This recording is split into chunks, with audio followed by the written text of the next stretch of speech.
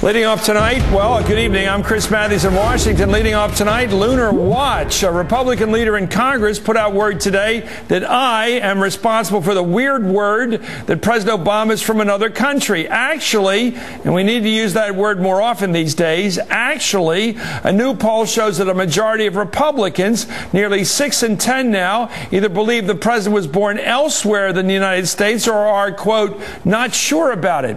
Yes, this is a problem for the Republicans. It's also a problem that while only 1 in 10 Americans give any real credence to this strange claim, the main source of this Barack as a foreigner notion can be traced to one part of the country, the South.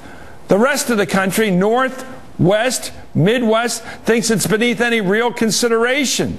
So what does that say? Why the South? Why do so many Southerners polled either say they're, quote, not sure, or say that Barack Obama was definitely born outside the United States? Troubling, isn't it? But a majority of Republicans, self-identified Republicans, 6 out of 10 now say either they don't think he was born here or they're, quote, they say, not sure. 9 out of 10 people, by the way, look at the geography of this. You're laughing already, Karen. 9 out of 10 people in the Northeast, 9 out of 10 people in the Northwest, 9 out of 10 people in the West say, yes, of course he was born here. You get out of the South, and more than half have a problem. They think he was either born somewhere else or they're, quote, they say, not sure.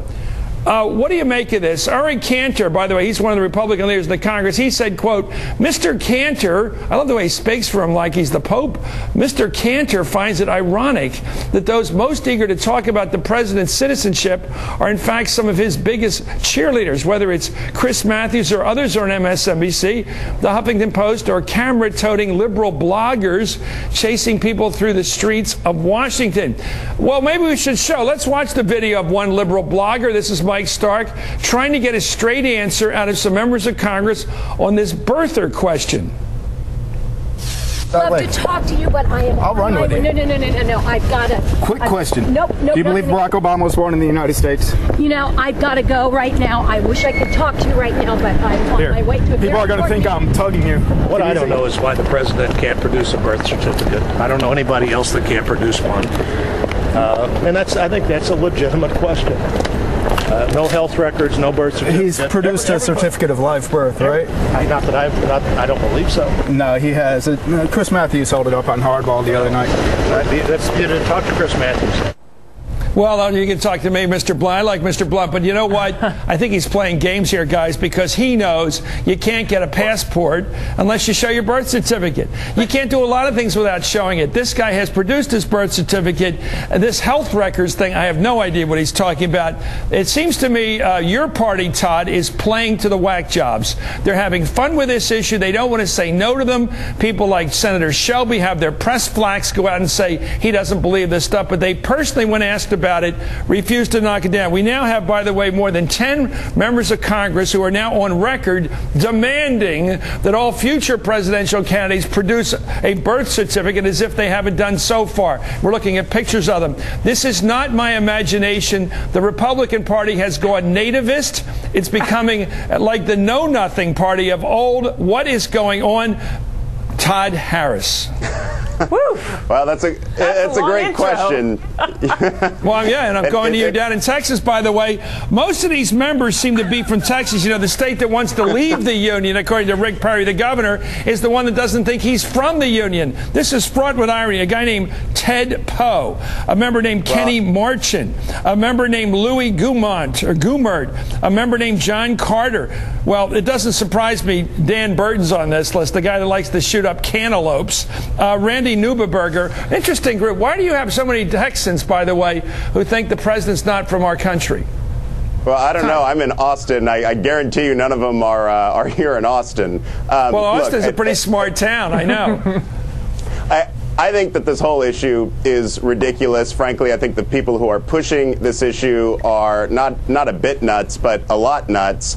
And I have to tell you, Chris, you talk about Republicans playing games with this issue as if there was some strategy behind it. Every single Republican consultant that I know rolls their eyes at this issue and wants it actually to go away, because I think we are making real traction, taking on the president on, his massive government health care bill, the wasteful spending in the stimulus bill, all of these issues, real substantive issues that I think actually matter on Election Day. We're getting in some good licks against the White House, and this issue is a massive distraction from all of that. I don't know a single Republican strategist or consultant who enjoys any of this, but I will say I do have to agree with Cantor's office. It seems to be people in the mainstream media and people who are more on the left who are giving the platform to this whole ridiculous movement to even have its voice heard. Now, come on, Todd, that's a little ridiculous. I mean, it is a legitimate thing to say, to make the Republican members of Congress have to explain this kind of ridiculous idea that's floating out there. And let's be honest, a number of them don't have the guts to say it into the camera that they think it's crazy and ridiculous. Why? It's probably they don't want to offend the whack jobs at home, just like they didn't want to offend Rush Limbaugh. So the fact that, they're trying to have it both ways here, on the one hand trying to say that it's Democrats making an issue of it, but then on the other hand, you do have legitimate birther people who are, I think they're a little crazy, but then you don't ever not one single Republican member willing to say, you know what, this is ridiculous, we need to move on. So you can't really have it. You can't really have it both ways. John Boehner said as much 2 days ago, but the mere fact that Karen thinks that. Well, he is our leader. The mere fact that Karen thinks that we should be talking about this, I think, adds all the more credibility I actually don't think we should be talking about it, Todd. I'm actually more concerned that what you're concerned with is getting licks in against the president rather than actually solving problems. Why is Roy Blunt out there saying... Chris wanted to talk about it. Just a minute, Todd. You're my good buddy. Why do you think Roy Blunt's out there pushing this issue? We just saw him do that on camera. We can show it again if you'd like. But he's out there saying he wants to see the president's birth certificate. He was up there on the platform during inaugural day. Why didn't he come down and ask the guy who was about to be sworn in, can I see your birth certificate? Why is he doing this now? Todd Harris. Well, I have no answer for that. I think it's inexplicable. Look, the National Review, the National Review, which is hardly a left-wing publication, just wrote an entire editorial saying this whole thing is ridiculous. Of course he has a valid birth certificate. Of course he is an American citizen. The more we talk about this, the less we're able to talk about Obama's massive takeover of our healthcare system, and I think that's an issue that more people should be talking about. Chris, there are a couple points here. One, if you remember, there was an issue during the campaign about, as Todd should know quite well, John McCain's birthright, given that he was born in the Panama Canal. And there were a handful of members of Congress, including Hillary Clinton and Barack Obama, who passed a measure to point out how ridiculous it was and how important it was to sort of move on past that. The other point I would make about this is... It's a different story, Karen. Well, it's a totally different story. No, it's not a different story, Chris. Because if we're going to, if we're going to get into this whole... Karen, it's not technical. Chris. They are raising whether he's American or not. It's not whether he was technically born out of the country. They don't believe the guy named Barack Hussein Obama is one of us.